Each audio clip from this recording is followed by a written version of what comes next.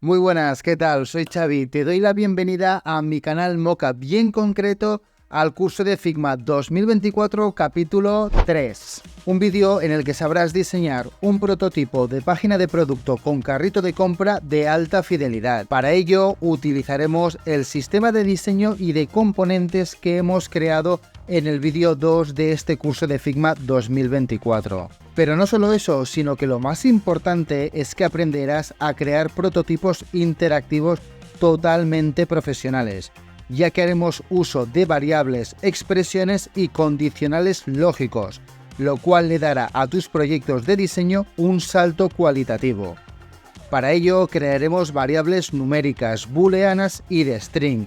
Las aplicaremos mediante la funcionalidad de Figma setVariable y además crearemos condicionales lógicos para establecer reglas de uso del prototipo, sin olvidarnos de las expresiones para incrementar el valor total del carrito de compra. Este es el tercer vídeo, así que si te gusta, coméntamelo, dale al like y suscríbete a mi canal, un canal en el que te hablo de Figma, UX, UI y herramientas de inteligencia artificial aplicadas al diseño de experiencia de usuario. ¡Empezamos! Así que volvemos al archivo de Figma que hemos creado y diseñado durante el vídeo número 2 de este tutorial de Figma 2024. Y de la misma manera que comentaba en el segundo vídeo, es necesario tener una cuenta profesional para realizar este tipo de ejercicio. En el vídeo número 2 creábamos dos modos, el modo Light y el modo Dark, y para ello es necesario tener una cuenta profesional, y en este caso sucede exactamente lo mismo. Para crear condicionales, aplicar las acciones como setVariables, también es necesario tener esta cuenta profesional. Ahí ya tendríamos todos los componentes, el sistema de grid dentro de lo que viene a ser el frame de testing y vamos a crear una nueva página. Esta página la renombramos como Prototype porque aquí es donde iremos reaprovechando todos los componentes para diseñar una página de producto con su correspondiente carrito de compra, etc. Así que lo primero que debemos hacer es crear un frame. Para este caso seleccionamos el dispositivo desktop y renombramos como Prototype. Aquí es donde introduciremos todos los componentes para crear este diseño que os digo de una página de producto con su carrito de compra. Lo siguiente será aplicar el sistema de grid como estilo, el que hemos creado en el vídeo anterior. Ahí observamos el sistema de grid, tanto de columnas como de filas, y de esta manera podemos ir introduciendo todos los componentes de forma ordenada y estructurada. Ahora bien, vamos a la pestaña de Assets, donde tenemos todos los componentes que hemos creado en el vídeo anterior, y vamos a empezar introduciendo la Card Product, es decir, la tarjeta de producto, donde tenemos ahí nuestros auriculares con el button icon como subcomponente. Ahora lo vamos a distribuir, pero dejamos esas dos columnas primeras y estiramos la tarjeta de producto para que ocupe 5 columnas, lo colocamos más o menos por el medio, ahora lo acabaremos de ajustar y vamos a hacer un poco de zoom para ver si concuerda con el sistema de grid. Vamos a reducir un poco la altura de la tarjeta para que su altura sea exactamente, por ejemplo, de 600 píxeles. Ahí observamos cómo está perfectamente alineada con el sistema de grid. Vamos a observar también por aquí arriba y ahí vemos cómo ocupa esos 600 píxeles de alto, pero 459, aquí tenemos que ajustar un píxel únicamente para que nos mida 458 de ancho por 600 de alto. Estupendo, ya la tendríamos perfecta y ahora lo que haremos es rellenar esas dos columnas. ¿Y qué vamos a insertar ahí? Vamos a insertar la misma tarjeta de producto, pero vamos a reducir su tamaño para que únicamente ocupe dos columnas. Y esto es interesante porque antes hemos, en el vídeo anterior, ajustado mediante los constraints el button icon para que se mantenga siempre posicionado en la parte superior derecha. Ahí observamos cómo sigue posicionado y vamos a ver cómo esa nueva tarjeta de producto más pequeña ocupa, por ejemplo, 173 de ancho por 176 de alto. Vamos a dejar así la tarjeta con estas dimensiones y vamos a hacer varias copias. ¿Por qué? Porque haremos un listado vertical y cambiaremos la imagen. Esas serán, por ejemplo, tarjetas de productos relacionados y además con este listado vertical practicaremos cómo hacer un scroll en Figma. Ahora, gracias a la configuración que hemos hecho con el Nudge Amount en el vídeo 2 de este curso, estamos empujando hacia abajo la segunda tarjeta cada 4 píxeles, dejando la distancia en 16, la misma que los 16 píxeles del gutter, que es la distancia entre las columnas. De esta manera guarda las mismas proporciones. Con estas dos tarjetas y la distancia que las separa, creamos un frame. De esta manera, lo que haremos ahora es ir duplicando más tarjetas y como el auto layout se ha guardado la distancia de los 16 píxeles, así vemos cómo al hacer las copias se mantiene esa misma distancia entre los diferentes elementos. Ahora bien, lo que estamos viendo aquí es que tenemos 5 tarjetas y todas tienen la misma imagen. Así que lo siguiente será abrir nuevamente el plugin de Unsplash y modificar las imágenes para que podamos realmente poner ahí productos relacionados. Abrimos el plugin de Unsplash, filtramos nuevamente por Headphones, ahí lo tenemos, y vamos a ir clicando encima de la imagen de cada una de estas tarjetas para que cuando seleccionemos una imagen del plugin, esta sea sustituida por la nueva. Lo estamos haciendo con cada una de ellas, vamos viendo eso, productos relacionados, y ahí tenemos, como podemos observar, una gran variedad de posibilidades a nivel de imágenes. Muy bien, ya tendríamos esas tarjetas de productos relacionados, reaprovechando además el componente de Card Product, y ahora lo que haremos es que en este frame que contiene 5 elementos, vamos a hacer un scroll. Porque lo que queremos es que el alto de todo el frame ocupe exactamente la misma distancia que ocupa la tarjeta principal. Ahí lo tendríamos. Pero ¿qué sucede? Vemos que hay 2 elementos que sobresalen y eso es porque no hemos seleccionado del frame padre, es decir, de Similar Product, el Clip Content. Si clicamos aquí, vemos cómo esos 2 elementos que realmente sobresalen de la altura del frame padre, ahora sí que se esconden. Entonces nos vamos a Prototype y con el frame seleccionado, seleccionamos Vertical y de esta manera, si ahora nos vamos a la pestaña para ver el prototipo interactivo, es decir, clicamos en el icono de la barra superior, se nos abre esa nueva pestaña que estamos observando y ahora que se están cargando ya todas las imágenes, si pasamos por encima y hacemos el scroll, vemos cómo funciona perfectamente, hacia arriba y hacia abajo. Incluso vemos que la cuarta tarjeta sobresale un poco y eso indica al usuario que hay más elementos, lo cual da a entender la posibilidad de hacer scroll. Lo que hemos observado antes dentro de esas tarjetas pequeñas es que la Card Product sí que tiene el corner radius de 8 píxeles, pero la imagen no. Si clicamos en la imagen y le aplicamos esa variable de corner radius, ahora sí que vemos cómo cada una de ellas tiene la esquina redondeada y eso es lo bueno que tiene crear componentes, que si queremos modificar cualquier aspecto de diseño en el componente padre, todas esas instancias que hayamos creado se verán igualmente modificadas. Ahora bien, devolvemos la altura que teníamos antes de 1024 píxeles para que el frame de Prototype vuelva a ser igual. Y si pasamos el ratón por encima del frame de Similar Product, vemos ahí esas 2 cajas que sobresalen, indicando de que hay un elemento o 2 en este caso ocultos y es ahí donde podemos hacer el scroll, por ejemplo, tanto en este caso vertical como horizontal. Muy bien, devolvemos el sistema de grid porque ahora lo que haremos es ya empezar a crear el contenido a nivel de informativo, es decir, título, textos, etc. Y para ello seleccionamos la opción de crear un texto, creamos un espacio, un área de texto que más o menos ocupe esta distancia y vamos a escribir el título que puede ser Grey Headphones 3.0, por ejemplo.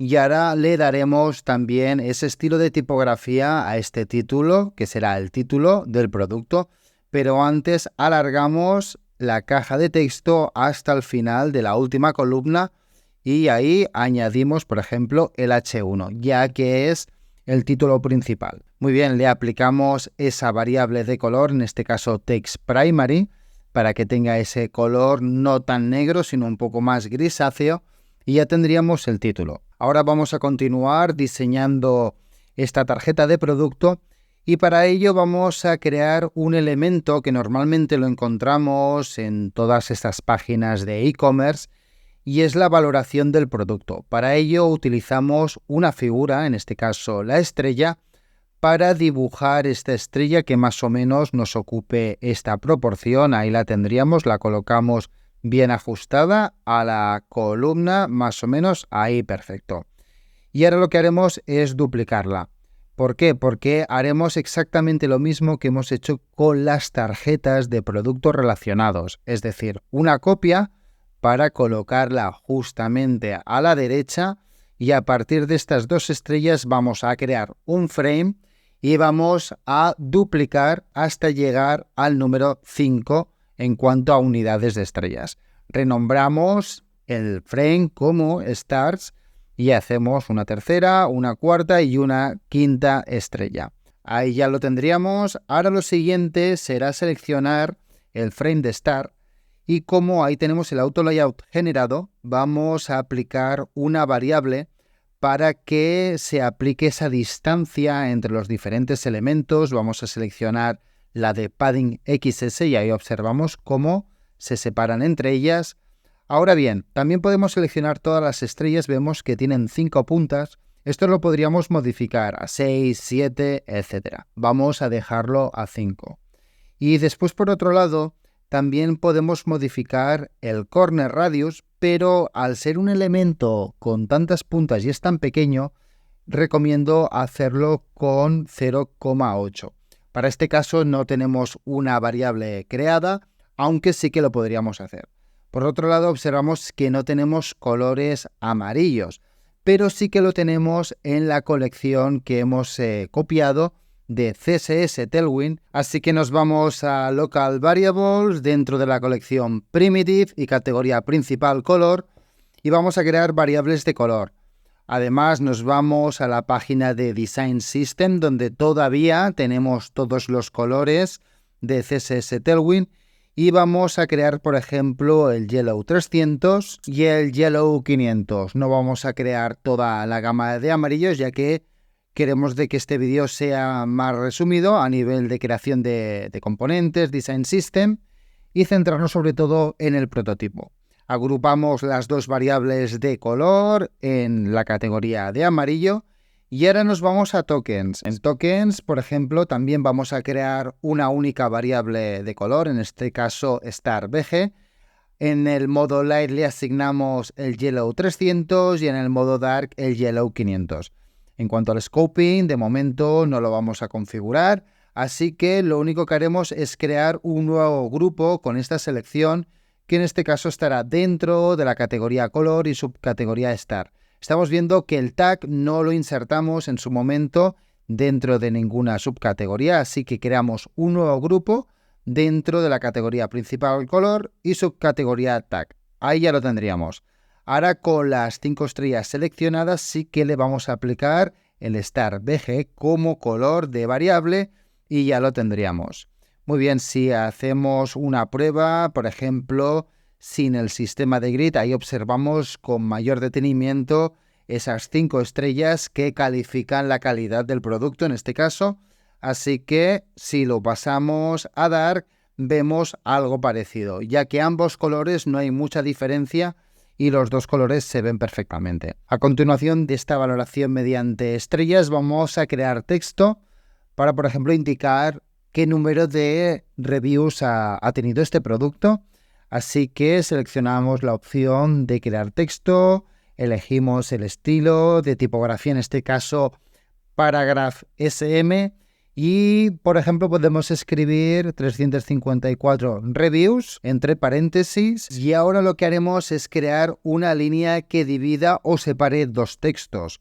Un texto será el que acabamos de crear ahora mismo y la línea la podemos seleccionar en el mismo desplegable que hemos seleccionado la figura de estrella. En este caso le aplicamos también una variable de 16 píxeles para que mida exactamente esa distancia. Al texto, obviamente, le aplicamos la variable de TextSecondary y a la línea le aplicaremos la variable de btngroup_border, ya que se asemejará, por ejemplo, al borde del checkbox, en este caso, o del botón de más y de menos que hemos diseñado en el capítulo anterior. En cuanto a esta línea, hemos dicho que va a dividir dos textos, así que vamos a escribir un texto más y es el de que quedan 10 unidades. Este número, el número 10, lo trabajaremos con condicionales al final del ejercicio, ya que en el contador, para ir añadiendo o quitando unidades del producto, no pueda superar ese número 10. Muy bien, agrupamos todos estos elementos dentro de un frame, los alineamos hacia el centro y le vamos a asignar una variable para que separe todos estos elementos, es decir, las estrellas, el texto, la barra que divide, y en este caso le vamos a aplicar la variable que su valor sea 12 píxeles. En cuanto al frame que hemos creado, podemos poner subheader y ahí observamos estar el texto line 1 que podemos reescribir como divider, es decir, como el divisor, y ahí tendríamos ya todos los elementos de este subheader. Ahora lo siguiente que haremos es mostrar el sistema de grid para posicionar correctamente el subheader respecto al título. Si hacemos un poco de zoom, observamos que la distancia entre ambos elementos es de 4 píxeles, y lo bueno de haber hecho este sistema de grid es que podemos aumentar o disminuir la distancia proporcionalmente cada 4 píxeles, pero yo creo que lo adecuado sería en este caso dejarlo a 4 píxeles. Lo que sí que debemos hacer es aumentar el ancho para que el subheader ocupe esas 5 columnas de esta manera, y ahora sí que vamos a reducir un poco más la distancia para que la separación entre ambos elementos sea de 4 píxeles únicamente. Sí que para el resto de elementos, como por ejemplo puede ser el precio o la descripción, aumentaremos la distancia en cuanto a los píxeles. Para el precio vamos a crear este área de texto y en principio únicamente aquí vamos a escribir el signo del dólar. A continuación escribiremos el número del precio y así de esta manera lo separaremos. ¿Por qué? Porque al texto del precio añadiremos una variable. Así que escribimos, por ejemplo, el signo del dólar, le decimos que ocupe esta proporción de píxeles en cuanto a la altura y reducimos al máximo el ancho. Así quedaría perfecto porque haremos una copia de este signo de dólar, es decir, del texto, y lo colocaremos justo a su derecha sin que haya ningún espacio de separación, es decir, ningún píxel. Y en este segundo signo de dólar es donde vamos a escribir el precio. Este precio tendrá un número entero y un número decimal porque haremos un ejercicio cuando vayamos a crear el prototipo final y veremos cómo añadiendo 1, 2, 3 unidades al carrito de compra, tanto el número entero como el decimal se va aumentando o disminuyendo. Así que el número del precio, lo que vamos a hacer es darle el text success como color, y al signo del dólar, por ejemplo, le podemos aplicar el text secondary, el mismo color que tiene el texto de las reviews. Vamos a observar y vemos cómo ahora mismo tiene 8 píxeles de separación entre el subheader y el precio. Podemos aumentar 4 píxeles más, pero esto lo acabaremos de configurar cuando ya tengamos todos los elementos diseñados, que será justo antes de empezar con la parte lógica del prototipo. Ahora lo que haremos es crear también un campo de texto para la descripción, así que vamos a ajustar más o menos las 5 columnas, dejamos esta proporción aproximada, insertamos el texto tal y como estamos viendo. Aquí podemos crear un salto de línea y lo siguiente que haremos será asignar nuevamente una variable de color, que en este caso volverá a ser la de text secondary. Lo siguiente que haremos es utilizar el plugin Content Reel. Con este plugin podemos tanto crear como compartir textos, imágenes e iconos. Esto nos permite ahorrar mucho tiempo y esfuerzo, ya que podemos tener todo el contenido que necesitamos directamente buscando dentro de este plugin. Ahí observamos que tenemos tanto texto, imágenes y podemos buscar. Ahí estamos buscando, por ejemplo, algo relacionado con la descripción de un producto y nos da información más técnica, que esto también puede ser de ayuda a la hora de crear este prototipo que estamos haciendo. Así que recortamos el espacio de texto por aquí, hacemos una copia de este mismo texto y al clicar en la línea que nos interesa nos hace directamente la copia desde el plugin. Y ya tendríamos la descripción finalizada. Este plugin simplemente lo hemos utilizado para algo muy sencillo, pero sí que quiero aprovechar este vídeo para invitaros a usarlo, ya que hay contenido muy interesante. Lo siguiente que hacemos es crear una línea divisoria, como la que hemos hecho en el subheader, pero aquí nos va a separar la descripción ya de las acciones que podemos hacer. Las acciones serán elegir el número de unidades, es decir, mediante el button group que hemos creado en el vídeo anterior, o por ejemplo que cliquemos en el componente de checkbox para que después otro componente, en este caso el button primary, pase del estado deshabilitado al estado default. Pero eso lo veremos ya una vez terminemos con la estructura que estamos diseñando, y ahora lo que haremos es hacer una copia precisamente del frame que contiene el signo del dólar y el precio de los auriculares.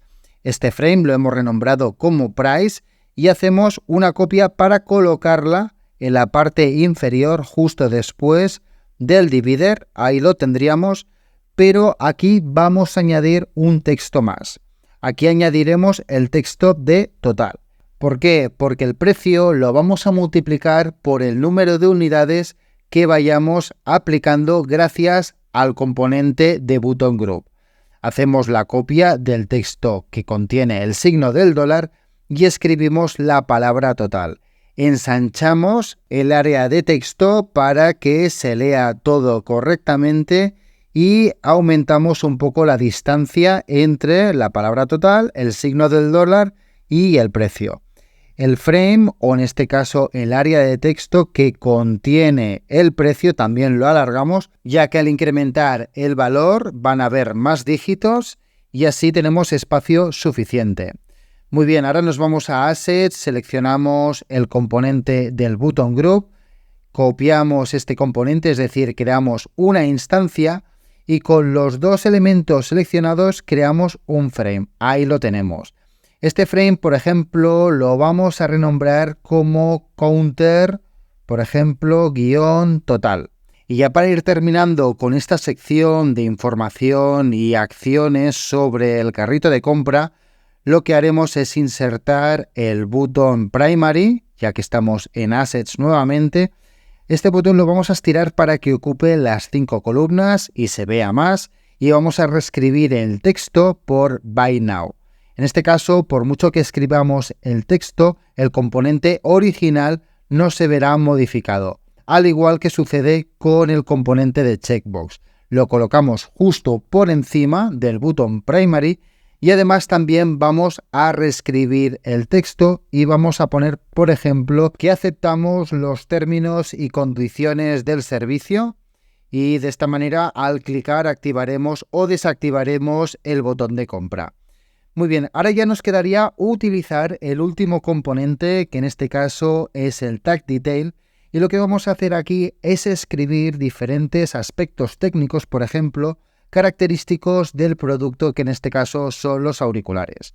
Seleccionamos una instancia, pero previamente escondemos el sistema de grid para verlo con más detalle. Lo colocamos más o menos por aquí y vamos a escribir aquellas características técnicas más destacables de estos auriculares, como por ejemplo puede ser diseño ergonómico. Ahí vamos escribiendo algo más largo en cuanto a texto, y ahora escribiremos algo más corto, como por ejemplo Share Music, para que podamos ver los diferentes tamaños. ¿Y por qué hacemos esto? Porque los vamos a agrupar y los vamos a insertar en algún lugar de este prototipo. Pero si los alineamos de forma horizontal, vemos que con el sistema de grid y de distribución que tenemos ahora mismo, no lo podemos ubicar en ningún sitio, ya que la parte de descripción no entra y en la parte de producto tampoco. Entonces, para ello lo que vamos a hacer es trabajar con la función de wrap de AutoLayout, que es esta flecha curva que tenemos aquí para que nosotros, cuando necesitemos redimensionar diferentes elementos dentro de un frame, podamos hacer exactamente esto que estamos viendo. Los elementos que forman este frame, que en este caso son los tags, se redistribuyen automáticamente y se reordenan, por ejemplo, ahora mismo centrados, para que nosotros los podamos ubicar si queremos dentro de la tarjeta de producto. No la vamos a ubicar dentro como tal porque el componente ya está creado, pero sí que lo colocamos por encima. De esta manera ajustamos los dos ejes, tanto izquierdo como derecho, y lo que vamos a hacer también es establecer una separación entre los diferentes elementos. Si están en la misma línea, le aplicamos la variable de 4 píxeles, pero si hay el salto de línea, le vamos a aplicar 8. De esta manera lo ajustamos también en la parte inferior de la tarjeta principal de producto. Mostramos el sistema de grid ahora para observar con detalle cómo están alineados los diferentes elementos. Le hemos aplicado un padding de prueba de 12 píxeles, tanto horizontal como vertical, simplemente para observar cómo queda todo el frame con los tags dentro, pero realmente lo que vamos a hacer es aplicarle un padding correspondiente a 16 píxeles. ¿Por qué? Porque el espaciado entre las columnas, entre los diferentes elementos, es de 16. Y de esta manera intentaremos guardar siempre las mismas proporciones, sobre todo a la hora de generar espacios entre los diferentes elementos, ya sea de forma vertical o de forma horizontal. La única excepción que estamos haciendo con este tipo de separación es en el salto de línea de los tags y también en el subheader respecto al título del producto. Ahí vemos cómo estamos aplicando el nudge amount para que cuando desplazamos todos los elementos hacia abajo, en este caso, respeta al sistema de grid, ahí dejamos esa distancia y vamos a ir ajustando todos los elementos para que guarden esa misma proporción entre ellos, que es de 16 píxeles. Y esto es interesante hacerlo básicamente porque después cuando el diseño se pasa al equipo de desarrollo, esto les facilita mucho el trabajo ya que siempre guardará la misma proporción y para ello este equipo de desarrollo creará unas clases específicas para que todo esté bien alineado. Así que ya lo tendríamos todo perfectamente alineado con 16 píxeles de separación y ya tendríamos el prototipo de alta fidelidad terminado. Ahora ya pasaríamos a crear la lógica del prototipo mediante acciones, expresiones y condicionales lógicos. El que puedas aplicar este tipo de interacciones en tus prototipos le da un salto cualitativo muy grande y tus diseños pasarán a tener un aspecto totalmente profesional. Volvemos al proyecto y lo primero que vamos a hacer es ir a Local Variables y abrir la ventana emergente donde cambiamos además la colección y nos vamos a Primitive. Ahí es donde vamos a hacer todas las variables para crear el prototipo interactivo. Lo primero que vamos a hacer es crear una variable de tipo numérico. Esta variable de tipo numérico la vamos a renombrar como CounterValue y es el valor del contador. Lo dejaremos en 0, ya que cuando entremos en este carrito de compra, las unidades seleccionadas serán 0. Hacemos una colección en base a esta variable y ahí iremos creando el resto, que esta colección la renombramos como Prototype. Ya la tendríamos y lo siguiente que haremos es cerrar la ventana emergente para que el número 0 que tenemos en el button group, ahí seleccionando el texto donde tenemos el estilo de tipografía, vemos cómo le podemos aplicar variable. Vamos a buscar y le asignamos el CounterValue. Ahí observamos cómo ya tiene esa variable aplicada y el valor no cambia. ¿Por qué? Porque el valor de esa variable es 0. Pero si, por ejemplo, nos vamos nuevamente a Prototype, donde tenemos la variable CounterValue y lo cambiamos, por ejemplo, por 2, ahí sí que observamos que ha cambiado al número 2. Vamos a devolverlo al número 0, que es el número que necesitamos, y cerramos nuevamente. Ahora lo siguiente que vamos a hacer es crear una interacción para que cada vez que cliquemos en el botón de más, el valor de ese contador aumente en 1. Para ello lo que tenemos que hacer es irnos a Prototype y crear una interacción. Ahí observamos, clicamos en el botón de más y se nos abre esta ventana emergente donde por defecto tenemos configurado el evento onClick. Por defecto no tenemos ninguna interacción, ahí podríamos hacer, por ejemplo, navegaciones. Lo que vamos a seleccionar en este caso es Set Variable, es decir, establecer variable. Así que lo que haremos es buscar precisamente la variable que acabamos de crear, la de CounterValue, y ahí vemos cómo podemos escribir la expresión. Lo que hacemos es volver a insertar la misma variable, la de CounterValue, y ahí tenemos diferentes opciones. Tenemos la opción de sumar, restar, multiplicar y dividir.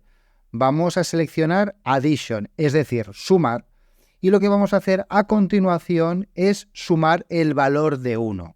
De esta manera, cada vez que cliquemos, la variable CounterValue se verá incrementada en 1. Ahí observamos cómo Figma nos indica que existe una interacción mediante una variable, y si nos vamos a la pestaña de Prototype, cada vez que cliquemos en el botón de más, el valor de la variable CounterValue será incrementado en 1. Vamos a hacer exactamente lo mismo con el botón de menos, así que volvemos a la pestaña de diseño, seleccionamos el botón de restar y vamos a crear una nueva interacción. En este caso también será con el evento onClick y seleccionamos Set Variable. Volvemos a buscar la misma variable que será CounterValue, ahí la tenemos, seleccionamos la variable CounterValue y la expresión volvemos nuevamente a llamar a la variable CounterValue, pero en este caso le restamos el valor de 1. De esta manera ya lo tendríamos, cerramos la ventana emergente y volvemos a la pestaña de Prototype. En este caso tenemos el valor de 10 y si restamos observamos cómo va disminuyendo el valor de la variable. No obstante, si seguimos clicando vemos cómo su valor pasa a un número negativo, lo cual es incongruente para este tipo de prototipos. Así que lo que tendremos que hacer, además de esta expresión, tanto para sumar como para restar, es crear un condicional para que su valor no baje de 0 y, por ejemplo, tampoco suba de 10, ya que hemos insertado un texto en el que únicamente quedan 10 unidades de este producto. Hemos vuelto a la ventana emergente donde tenemos nuestras variables y vamos a crear más variables de tipo numérico, ya que además de crear un condicional y la expresión que ya hemos creado tanto para sumar como para restar, almacenaremos en el valor del total que partiremos desde 0 el precio multiplicado por las unidades que vayamos seleccionando mediante el contador. Ahora lo iremos viendo y te va a quedar muy claro. Así que ya hemos creado esas dos variables, tanto de precio como de total. Cerramos la ventana emergente y ya que estamos, vamos a la pestaña de diseño y clicamos encima del texto donde pone el precio. Ahora vamos a buscar la variable de price y lo sustituimos, simplemente para tenerlo. Y en el total, obviamente, lo que vamos a hacer es aplicarle también la variable total, que en este caso será 0. De este modo partimos desde 0, tanto por el precio total que tenemos que pagar, ya que no hemos seleccionado ningún producto, y por lo tanto el valor del contador también será 0. Ahora lo siguiente que vamos a hacer es irnos a Prototype, porque estableceremos la condición que al clicar en el botón de más no superemos esas 10 últimas unidades que hay disponibles de este producto. Abrimos la ventana emergente, la colocamos por aquí y ahora mismo vamos a seleccionar condicional. ¿Y qué sucede? Hemos eliminado la expresión que habíamos escrito, pero no te preocupes porque la vamos a volver a escribir después de establecer una condición. La condición está estructurada de la siguiente manera. Tenemos un if, que escribimos la condición, y si esa condición se cumple, añadimos la acción. Si no se cumple, podemos añadir otra acción. Así que decimos que counter value, la condición, es menor. Ahí seleccionamos less than, vamos a seleccionar esta opción. Si es menor a 10, ¿de acuerdo? Entonces hacemos una acción y esa acción será nuevamente el set variable, lo que hemos escrito al inicio. ¿Por qué estamos haciendo esto y por qué eliminamos y volvemos atrás? Porque quiero que veas todo el proceso que hay que seguir para crear todo este tipo de prototipos interactivos. De esta manera queda más claro desde el principio, porque si escribimos toda esta estructura a la vez es más complejo de entender. Así que observamos cómo el icono ha cambiado porque estamos creando una condición y si volvemos al prototipo interactivo vemos cómo podemos subir hasta 10, pero ahí estoy clicando y no me aumenta el valor de 10. ¿Por qué? Porque la condición expresa de que mientras counter value sea menor de 10, entonces sí que podremos ejecutar la acción de counter value más 1. Pero cuando llegue a 10, el valor ya no será inferior, sino será igual. Por lo tanto, es cuando entra el else dentro de la condición y ahí de momento no ejecutamos ninguna acción. Así que para el botón de restar vamos a hacer algo parecido. Llamamos a la variable counter value y en este caso le decimos que sea diferente a 0, ya que si partimos desde 0, lo que va a suceder es que podremos sumar, pero no restar. Entonces, si es diferente a 0, por ejemplo, un número diferente a 0 sería el 1, entonces si se cumple esa condición, podemos ejecutar la expresión de counter value menos 1.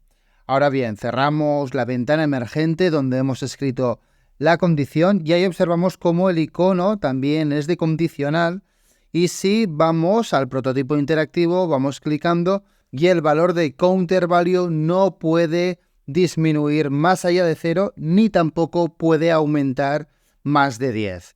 Con esto ya tendríamos esta primera condición hecha. Pero lo que vamos a hacer ahora es que mediante estos eventos onClick iremos aumentando el precio en función del número de unidades. Para ello volvemos a abrir la misma ventana emergente donde tenemos el condicional y vemos que en el botón de más de la parte superior podemos añadir más acciones. Así que seleccionamos Set Variables y lo que vamos a hacer es seleccionar la variable total, que es la variable que se verá afectada gracias a la expresión que vamos a escribir ahora. Y la expresión será counter value por, vamos a multiplicar en este caso, por el precio del producto. De esta manera, cada vez que hagamos clic, además de que se cumpla el condicional o no, se ejecutará esta expresión que acabamos de escribir. Así que vamos a volver al prototipo interactivo y vemos que si clicamos tenemos una unidad y que el precio es 79,45. Y si vamos clicando vemos que tenemos 2 unidades y así sucesivamente hasta llegar a 10 unidades con su precio de 794,50. Ahora, ¿qué pasa? Vamos a tener que hacer exactamente lo mismo para el botón de restar. Así que nos volvemos nuevamente a la ventana donde podemos ejecutar esta misma acción dentro del botón de restar. Seleccionamos el botón de restar y clicamos encima, lo desplazamos a esta parte superior para tenerlo todo más organizado y seleccionamos Set Variables y volvemos a escribir exactamente la misma expresión. Es decir, llamamos a la variable total y en cuanto a la expresión llamamos a la variable counter value, que su valor es 0, y la multiplicamos por el precio. De esta manera ejecutaremos la misma funcionalidad tanto para el botón de sumar como para el botón de restar. Si volvemos a la pestaña donde tenemos el prototipo interactivo, vemos que vamos clicando en el botón de restar hasta llegar a 0, tanto en el contador como en el precio total. Y con esto ya habríamos terminado esta primera parte del ejercicio. Ahora lo que vamos a hacer es trabajar con el componente del checkbox y con el componente del botón primary. volvemos a la pestaña donde tenemos el diseño y ahí observamos las dos condiciones que acabamos de crear. Así que vamos a continuar trabajando con el checkbox y con el botón primary. ¿Y aquí qué vamos a ver? Pues mira, vamos a crear una variable booleana y otra de string. Gracias a que la variable booleana puede estar en true o en false, crearemos una condición para que dinámicamente podamos reescribir el valor de la variable de string. En definitiva, que el estado de un componente afectará al comportamiento de otro componente totalmente diferente. Volvemos nuevamente al proyecto y lo que estamos buscando es que cuando el checkbox esté sin clicar, el botón primary esté en estado deshabilitado y cuando cliquemos esté en estado habilitado tal y como aparece ahora para realizar la compra, ya que debemos aceptar los términos y condiciones del servicio, de la tienda, etc. Ahí observamos que tenemos dos propiedades, es decir, la de chequeado y la de no chequeado. Pero en el ejercicio anterior hemos seleccionado además también una propiedad booleana, lo que permite que aunque tengamos la opción de no chequeado seleccionado, podamos mostrar el icono del check o ocultarlo, lo cual es incongruente, ya que las dos acciones hacen exactamente lo mismo y nos tenemos que quedar con una de las dos. Así que vamos a eliminar la propiedad booleana de show check. De esta manera, ahora si hacemos una copia del componente, es decir, una instancia, vemos que únicamente tiene esa propiedad que podemos modificar de chequeado y no chequeado. Muy bien, ahora lo siguiente que haremos es modificar el nombre de la property. Reescribimos como state, es decir, estado, y ahora seleccionamos cada una de las dos variantes del checkbox y escribimos false porque en este caso no está seleccionado y aquí vamos a reescribir como true.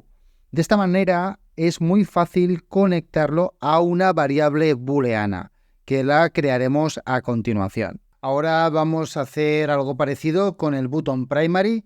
Modificamos lo que viene a ser el texto de property 1 y lo cambiamos por state. En cuanto al estado, vemos que tenemos default, en este caso aquí tenemos hover, y el estado disable, es decir, deshabilitado.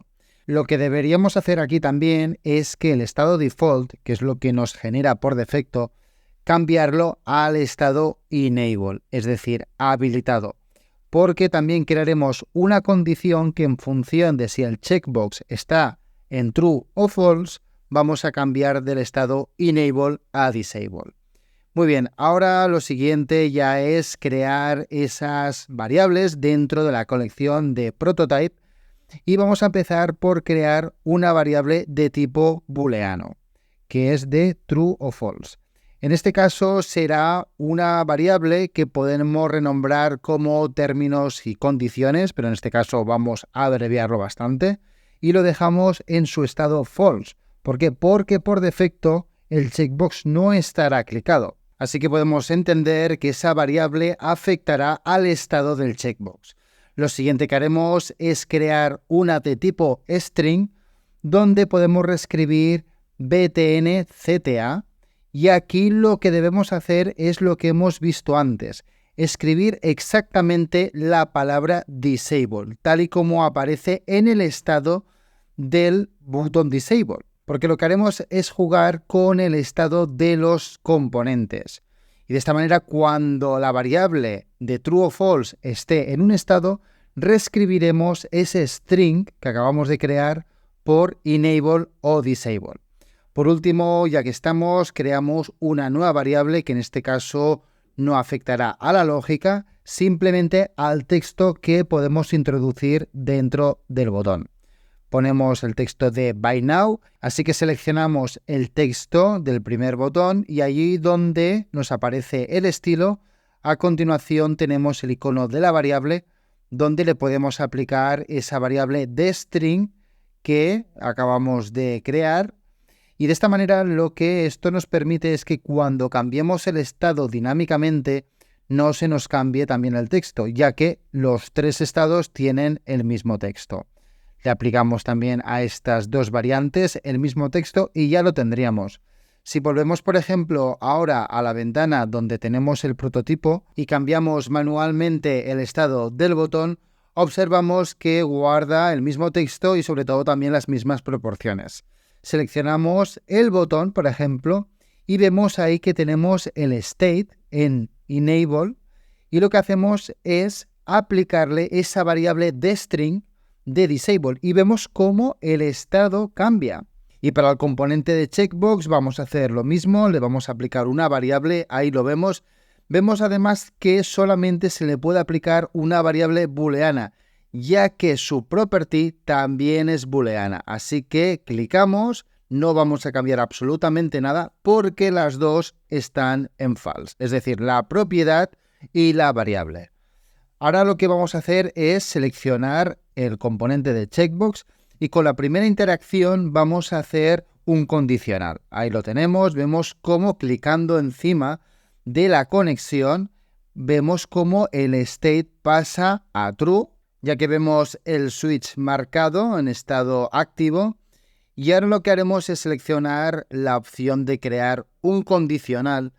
Y lo que vamos a hacer aquí es seleccionar la variable de términos y condiciones. Ahí la tenemos, que por defecto tiene un valor falso, pero lo que vamos a decirle es que si la variable es exactamente igual a ese booleano, a true, entonces lo que vamos a hacer es añadir una acción.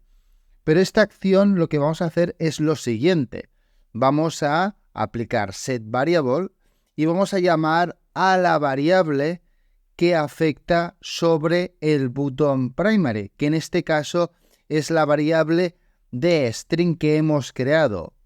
Y lo que vamos a hacer aquí en la expresión es cambiar o reescribir ese estado por enable.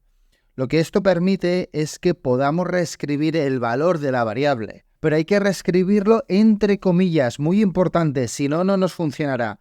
Cerramos la ventana emergente y ahora vamos a por el otro conector. Vemos que en este caso el state está en false, así que vamos a aplicarle un condicional.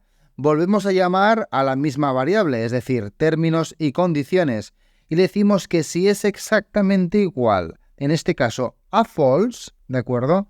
Vamos a llamar nuevamente a setVariables y vamos a aplicar la variable de btnCTA para reescribir nuevamente su valor y pasarlo a disable. Otra vez lo debemos escribir con comillas, importante esto, y ya lo tendríamos. De esta manera estamos reescribiendo cuando clicamos una y otra vez. Cerramos la ventana emergente y esto ya lo tendríamos. Vamos a ver cómo queda. Nos vamos a la pestaña de Prototype y vamos a clicar en el checkbox y vemos cómo el botón pasa al estado Enable y además también tiene el efecto hover. En cuanto al contador, podemos incrementar también el número de unidades y todo funciona correctamente. Muy bien, ahora lo que haremos es probar también a ver si funciona exactamente en el modo Light, ya que todo este prototipo lo hemos estado probando dentro del modo Dark. Ahí observamos cómo quedaría también ese cambio de estado en cuanto al botón. Vamos a ver, ahí se mantiene la misma numeración, el 7, vamos reduciendo y ahora vamos a ver, ahí está en estado Disable, pero si clicamos, activamos el botón, que en este caso es un color casi negro, y ya lo tendríamos. Muy bien, pues con esto ya estaría todo. Y hasta aquí el tercer vídeo. Espero que te haya gustado, espero que hayas aprendido, y si quieres aprender más de Figma, UX, UI o herramientas de inteligencia artificial, suscríbete a mi canal. ¡Chao!